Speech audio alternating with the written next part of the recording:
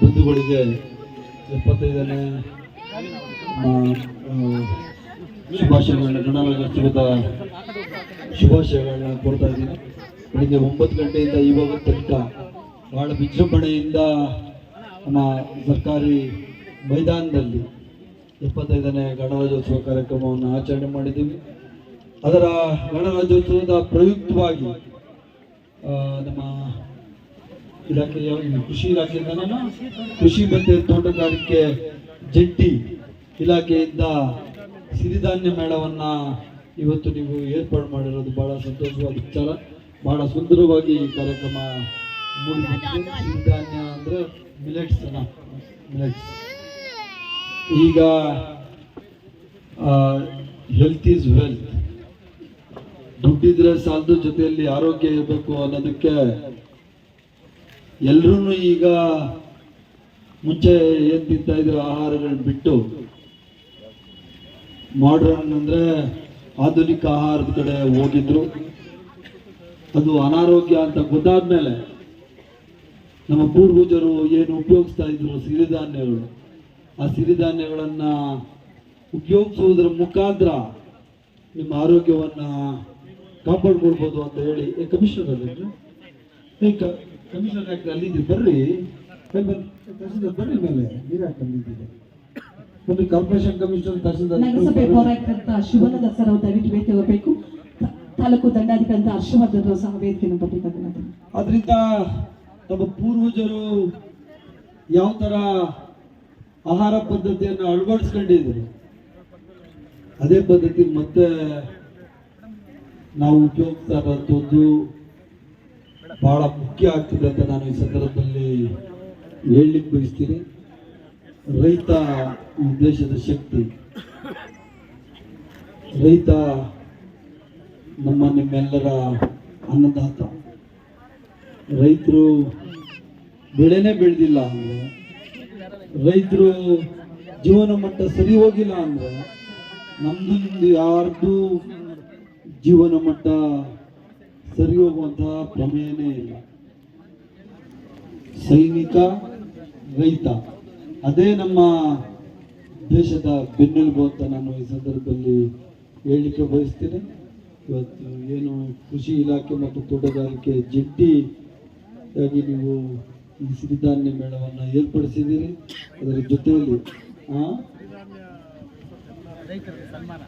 ಅದರ ಜೊತೆಯಲ್ಲಿ ಕೋಲಾರ ಜಿಲ್ಲೆಯ ಉತ್ತಮವಾದ ಸಿರಿಧಾನ್ಯದ ಬೆಳೆಗಾರರು ರೈತ ಬಂಧುಗಳು ಯಾರಿದ್ದೀರಿ ಅವ್ರಿಗೆಲ್ರಿಗೂ ಸಾಮೂಹಿಕವಾಗಿ ಸನ್ಮಾನ ಸಮಾರೋಹವನ್ನು ಏರ್ಪಡಿಸಿದ್ದೀರಿ.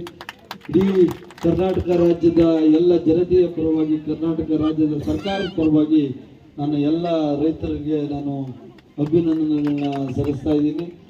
ನೀವು ಈ ದೇಶದ ಶಕ್ತಿ. ನೀವು ಕಷ್ಟಪಟ್ಟು ದುಡಿದು ಬೇರೆ ಕೆಲಸ ಆಯ್ಕೋಬಹುದು.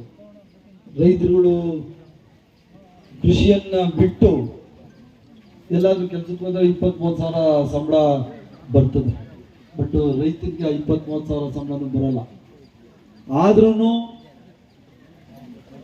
ಊಟ ಕೊಡುವಂತ ರೈತ, ಅನ್ನ ಕೊಡುವಂತ ರೈತ ನಮ್ಮ ದೇಶ, ನಮ್ಮ ಜನ ಅಂತ ಹೇಳಿ ನೀವೇನು ತ್ಯಾಗ ಮಾಡಿ ನಮಗೆಲ್ಲ ಪೋಷಣೆ ಮಾಡ್ತಾ ಇದ್ದೀರಿ. ನಿಮಗೆ ಆ ದೇವರು ಒಳ್ಳೇದು ಮಾಡಲಿ ಅಂತ ನಾನು ಈ ಸಂದರ್ಭದಲ್ಲಿ ಹೇಳಿ, ಮುಂದಿನ ದಿವಸಗಳಲ್ಲಿ ಇನ್ನೂ ಕೋಲಾರ ಜಿಲ್ಲೆಯ ರೈತರುಗಳಿಗೆ ಯಾವ ಯಾವ ಥರದ ಸಹಾಯ ಬೇಕೋ ಆ ಸಹಾಯವನ್ನು ಮಾಡಲಿಕ್ಕೆ ಸಿದ್ದರಾಮಯ್ಯನವರ ನೇತೃತ್ವದ ಕಾಂಗ್ರೆಸ್ ಸರ್ಕಾರ ನಿಮ್ಮ ಜೊತೆ ನಾವು ಯಾವತ್ತೂ ಇರ್ತೀವಿ ಅಂತ ನಾನು ಈ ಸಂದರ್ಭದಲ್ಲಿ ಹೇಳಲಿಕ್ಕೆ ಬಯಸ್ತೀವಿ. ಇವತ್ತು 5 ಮಹಾಯೋಜನೆಗಳನ್ನ ನಾವು ಕೊಟ್ಟಿದ್ದೀವಿ. ರೈತರಿಗೆ ಅನುಕೂಲ ಆಗಲಿ ಅಂತಲೇ ಬಹಳಷ್ಟು ಯೋಜನೆಗಳನ್ನು ಕೊಟ್ಟಿರೋದು. 200 ಯೂನಿಟ್ವರೆಗೆ ನಾವು ಕರೆಂಟ್ ಫ್ರೀಯನ್ನು ಕೊಟ್ಟಿದ್ದೀವಿ. 200 ಯೂನಿಟ್ ಪ್ರತಿಯೊಂದು ಹೆಣ್ಣುಮಗಳು ಇಡೀ ರಾಜ್ಯದಲ್ಲಿ ಎಲ್ಲಿ ಬೇಕಾದ್ರೂ ಬಸ್ಸಲ್ಲಿ ಓಡಾಡ್ಬೋದು, ಅದನ್ನು ಕೊಟ್ಟಿದ್ದೀವಿ. ಪ್ರತಿಯೊಂದು ಹೆಣ್ಣು ಮಗಳಿಗೆ, ಮನೆ ಯಜಮಾನಿಗೆ ಪ್ರತಿ ತಿಂಗಳು 2,000 ರೂಪಾಯಿ ದುಡ್ಡು ಕೊಡ್ತಾ ಇದ್ದೀವಿ. ಪ್ರತಿಯೊಂದು ಮನೆಯ ಯಾವುದೇ ವ್ಯಕ್ತಿ ಡಿಗ್ರಿ ಓದಿದ್ರೆ ಅವನಿಗೆ 3,000 ರೂಪಾಯಿ ದುಡ್ಡು ಕೊಡ್ತೀವಿ. ಇದೆಲ್ಲ ಸರ್ಕಾರ ನಿಮ್ಗಾಗಿ ಕೊಟ್ಟಿರುವಂತ ಯೋಜನೆ.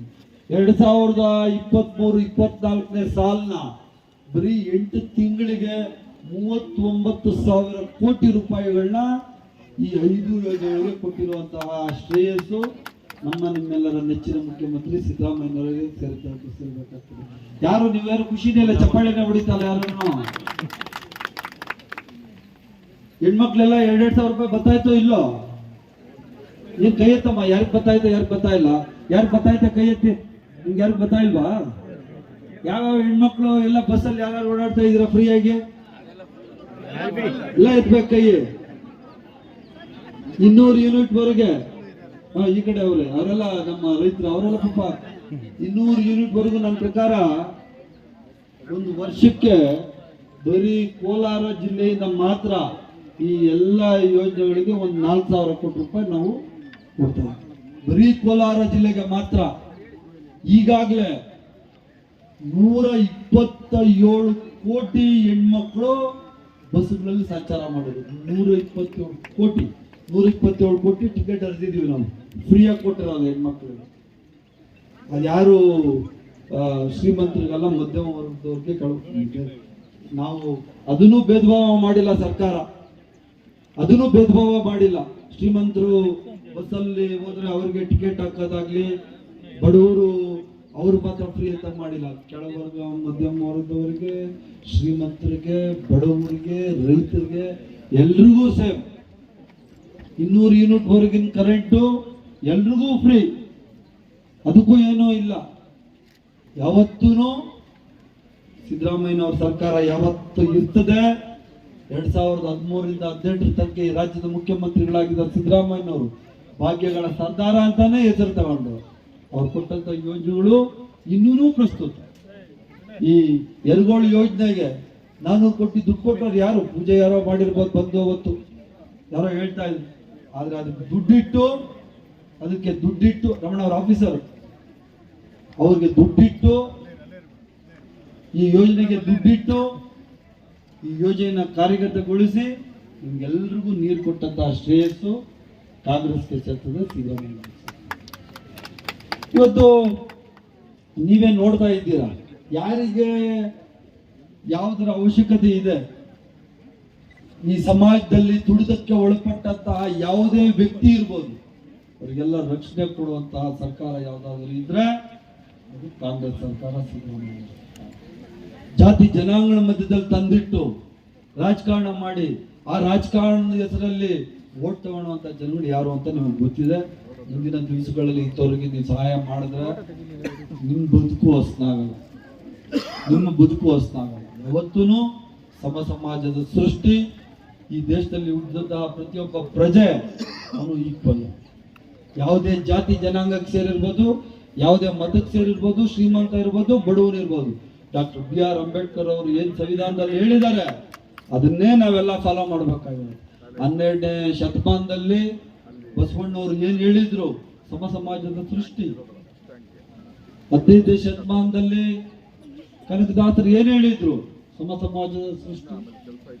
18ನೇ ಶತಮಾನದಲ್ಲಿ ಸಂವಿಧಾನ ಬರೆದವಾಗ 1952ರಲ್ಲಿ ಡಾಕ್ಟರ್ ಅಂಬೇಡ್ಕರ್ ಅವರು ಸಂವಿಧಾನ ಕೊಟ್ಟಾಗ ಸಂವಿಧಾನದಲ್ಲಿ ಅದನ್ನೇ ಬರ್ತಿರೋದು, ಸಮಾಜದ ಸೃಷ್ಟಿ. ಅದನ್ನೇನೆ ಬಸವಣ್ಣ ಏನ್ ಹೇಳಿದ್ರು, ಕನಕದಾಸರು ಏನ್ ಹೇಳಿದ್ರು, ಡಾಕ್ಟರ್ ಅಂಬೇಡ್ಕರ್ ಅವ್ರು ಏನ್ ಹೇಳಿದ್ರು, ಅದನ್ನೇ ಕಾಂಗ್ರೆಸ್ ಸರ್ಕಾರ ಅಳವಡಿಸ್ಕೊಂಡಿರೋದು ತನ್ನ ರಾಜಕಾರಣದಲ್ಲಿ. ಸರ್ಕಾರದಲ್ಲಿ ಅದನ್ನೇ ಅಳವಡಿಸ್ಕೊಂಡು ಸಿದ್ದರಾಮಯ್ಯನವ್ರು ಮಾಡ್ತಾರೆ. ಆದ್ರಿಂದ ಮುಂದಿನ ದಿವಸಗಳಲ್ಲಿ ನಿಮ್ಗೆಲ್ರಿಗೂ ಒಳ್ಳೇದಾಗ್ಲಿ. ರೈತ ಬಂಧು ಸರ್ಕಾರ ಕಾಂಗ್ರೆಸ್ ಸರ್ಕಾರ, ಬಡವರ ಬಂಧು ಸರ್ಕಾರ ಕಾಂಗ್ರೆಸ್ ಸರ್ಕಾರ. ಸಮಾಜದಲ್ಲಿ ಯಾರು ತುಳಿತಕ್ಕೆ ಒಳಪಟ್ಟಿರ್ತಾರೆ, ಕಟ್ಟ ಕಡೆಯ ಮನುಷ್ಯ ಯಾರು ಇರ್ತಾನೆ ಅವನಿಗೆ ಮೇಲೆತ್ತದೆ ಈ ಸಂವಿಧಾನದ ಆಶಯ. ಅದೇ ಅಂಬೇಡ್ಕರ್ ಅವರ ಆಶಯ ಸಹ ಆಗಿತ್ತು. ಅದನ್ನೇ ನಾವು ನಡೆಸೋದು ಅಂತ ನಾನು ಈ ಸಂದರ್ಭದಲ್ಲಿ ಹೇಳಿ, ಇವತ್ತು ನಮ್ಮ DC, ನಮ್ಮ SP, CO ಎಲ್ಲ ಸರ್ಕಾರಿ ಅಧಿಕಾರಿಗಳು ಬಹಳ ವಿಜೃಂಭಣೆಯಿಂದ ಗಣರಾಜ್ಯೋತ್ಸವ ಆಚರಣೆ ಮಾಡಿದ್ರೆ. ಅದರ ಜೊತೆಯಲ್ಲಿ ಕೃಷಿ ಇಲಾಖೆ ಮತ್ತೆ